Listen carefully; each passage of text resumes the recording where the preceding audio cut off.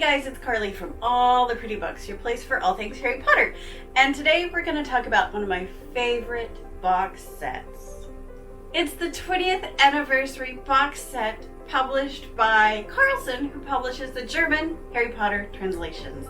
It's illustrated by Jacopo Bruno, and the box set is glorious. And I know, it was the books, the 20th anniversary German books were first published like in 2018, so I'm a few years late, but the box set is still beautiful, still worthy of attention, so I'm gonna show you the box and the books. And if you want to win this 20th anniversary German Harry Potter and the Philosopher's Stone illustrated by Jacopo Bruno, make sure to stay tuned for the end, and I'll put the instructions for the giveaway down below. So they released the box set a few months after they released the books. The box set came, and when it came out, you could buy all 7 books in the box set, as I did, or you could actually buy a mostly empty box that came with book 7 and an empty box. So if you had already purchased the books, you could just put them in there. And it was a lot cheaper option for those, because I had some friends who were mad who'd purchased books 1 through 7, and they were mad that they missed out on the box set. So Carlsen provided people with a way to get a box set without having to rebuy all books. Pretty cool idea. We're gonna start with the box art because I love wonderful box art. I mean, why buy the box set if the box art isn't, super good or add to what's already there on the books? This does both.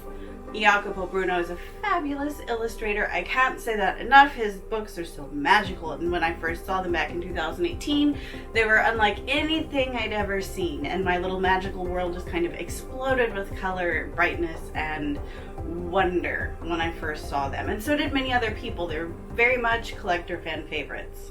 And what comes with the box set is this right here, this little envelope boxy thing that has some cutouts of our favorite trio, and you can stand them up and display them alongside the box set should you want to do so. And this little envelope here that these guys go in matches the box art. Not that it wouldn't, but I mean, I just love it. Harry Potter und der Stein der Weisen, 20th anniversary, and it's wonderful. The cover features like all 7, features wonderful moments from the book that doesn't give anything away. To me, that is such a talent. Some of my absolute favorite, like top 5 for sure. All 7 are in my top 5 favorite covers. They have to be. They're so well thought out. They're so well planned. They're so well arranged. The backside, Hogwarts crest, Harry's letter, and even the price back here is really wonderfully done. Everything is magical. Everything is a treat for the eye. I really wish I was this creative. Instead of just appreciating good art, I really wish I could create it, but I can't. And to add to the magic of the front cover, we've got wonderful colored pages right in through here, which I love having colored like front end papers. I just think it adds to the prettiness of the books, if I'm being honest. So this is a very first print, first edition German translation Harry Potter und der Stein der Weisen, illustrated by Sabina Wehlham, and of course it looks very different for lots of different reasons. But what is interesting is that not only are the boards different because different illustrators, but the text block in this book is slightly different than what you're going to find in the 20th anniversary. And it's still, don't get me wrong, these are both still translated by Klaus Fritz. That hasn't changed. But what they did was they went through and kind of clarified the text, right? They went through, because these were being translated before this series was done. So there was, and you see it more, German is actually a very good translation. You see it with a lot of other Harry Potter translations where they've mistranslated things or it just wasn't as clear meaning-wise to what Rowling was wanting. So what they've done in the 20th anniversary is they've gone through and they have clarified the text. So for example, in the very first paragraph of chapter 1, and even the chapter title, Ein Junge überlebt. So for example, chapter 1 title of, chapter 1, Ein Junge überlebt is a boy who lived, basically. When you look at the 20th anniversary edition, It's Der Junge, der überlebt, the boy who lived. It's a lot more pointed, it's a lot more clarifying. It's not a boy, it's not a random boy, it is the boy who lived. It adds more meaning. So they went through and clarified there. So just little things like that throughout the new text block. And for those of you who have this copy of Harry Potter und der Stein der Weisen, it came out the same year as the 20th anniversary editions, and it also features the revised text block. And I'm sure some of you are asking, like, Carly, why do you care? And that's because I actually have translator friends, or collector friends rather, who collect text blocks, not covers, not just books with that name. So if they were just collecting like an edition of Harry Potter und der Stein der Weisen, any of the German editions back there would work. But I have friends who actually are collecting text blocks. This one is slightly revised, although it's still the same translator, slightly revised. And some people want to know so they can make sure that their collection is complete. Harry Potter und die Kammer des Schreckens, or Harry Potter and the Chamber of Secrets. And I really love Bruno's Moaning Myrtle, and his Dobby's back here. And his Hagrid with his little bitty umbrella. I just love it. And I love, so most illustrators when they're doing Chamber of Secrets seem to really gravitate toward something with the Ford Anglia, Harry escaping, the burrow, and it's a wonderful, like those are a string of wonderful moments, right?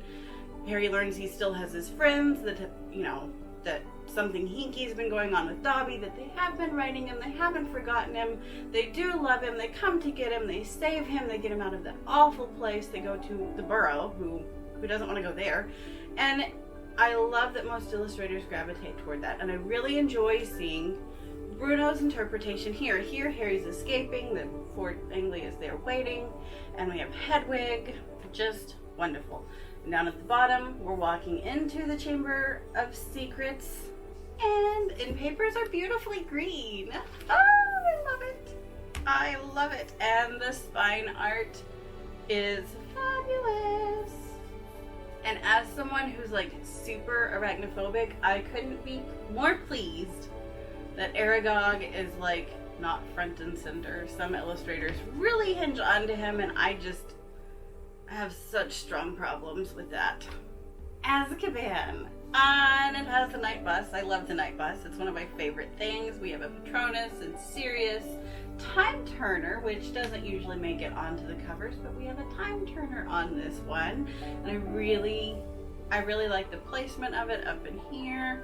And there's Sirius's wanted poster. And here's the back side. And Harry Potter and the Goblet of Fire. And I have to say, I love the colors used on this book. It's like a nice turquoise, which doesn't get a lot of play in Harry Potter world. I love turquoise, like that blue-green. Blue is my second favorite color, green is my first, and to have the two blended so well, it just makes me even happier. What can I say? And I love getting to see Bruno's Mad-Eye Moody, right? And then all the stuff. We have the Triwizard Tournament, we have the Golden Egg. They're all, and actually up front here, they're at the Quidditch match. And the back side, we have Dear Cedric Diggory.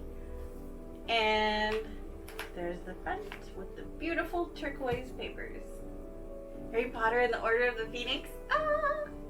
So we have a Dementor who they feature very prominently in this book. We have Umbridge, and we meet Bellatrix, and I really like Bruno's take on both of them. And I like that it's kind of like a blood red color. I feel like that is very suiting for the book. And out of all 7 books, this is probably the hardest for me to read straight through because I just really want to throw Umbridge out of a window. And on the back we have the twins. We love the twins. I love the Weasley twins. And they're so much more funny. They're so much funnier in book 5 to me. They really give Umbridge a much harder time than in the movies. And I love the Phelps twins. They did a great job in the movies, but I feel like their parts could have been better written, but I also know time. Half-Blood Prince. And I love the purple. I feel like it's kind of fitting because purple's kind of a royalty color. Half-Blood Prince, it goes together, right? I think so. And we have Harry with the Prince's book up here. He's excelling at potions. Felix Felicis. He wins because he uses the Prince's book and wins the potions competition, much to Hermione's chagrin. That causes some problems. And Draco and Ginny are down here at the bottom. And I really enjoy his characters. And then we have where the Horcrux is at the end of the book that ultimately winds up being some of the worst and last moments we have of our Dumbledore. And fittingly, on the back we have Dumbledore. Harry Potter and the Deathly Hallows. And we have Harry and Voldemort facing off front and center with Nagini there. And I love the charcoal gray used. I think it's very fitting for a very somber book. To be honest, the Mary Grand Pré cover art kind of reminds me of Harry at, like, when I was in Rome. It reminded me of being in the Colosseum, and I just see Harry kind of as a gladiator, which I guess kind of fits. I see Harry in the Colosseum instead of fighting Voldemort, and I just didn't think it was as fitting as, say, this. I enjoy these colors better than the bright orange. I think it's more fitting, more somber for the end of the whole series. And on the back we have Neville with the Sword of Gryffindor. I love that Bruno included that wonderful moment. Neville never gets, or hardly ever gets, any airtime, and he's such a wonderful character. He's such a needed character. He has so much growth, and he's one, like, I don't really read fanfic, but he's one, if she were ever to write a spin-off series about Neville, I'd be really inclined to read it.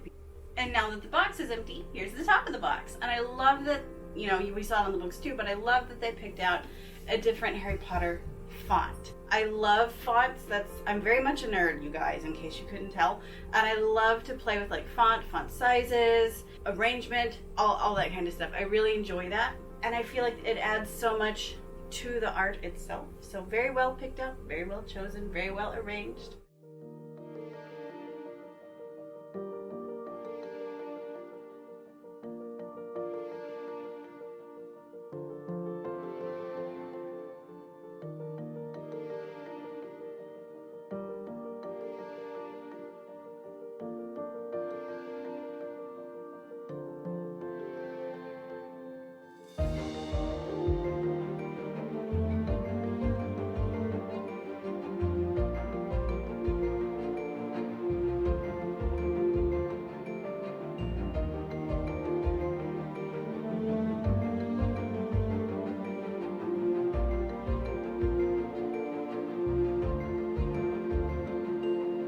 And don't forget, you can win this 20th anniversary copy of Harry Potter und der Stein der Weisen, illustrated by Jacopo Bruno. Just follow the instructions down below. And if you have any questions about collecting Harry Potter books, don't hesitate to ask, and I look forward to talking to you really soon. Don't forget to like, subscribe, and hit that subscription bell to stay up to date on all my videos. Don't forget to send your Harry Potter friends my way. More Harry Potter subs equals more Harry Potter fun locations, especially when we're outside of this pandemic, and we're getting close, you guys. I can feel it in my bones. With that, I'm gonna say thanks for watching. Very happy New Year. It'll be great. And happy collecting.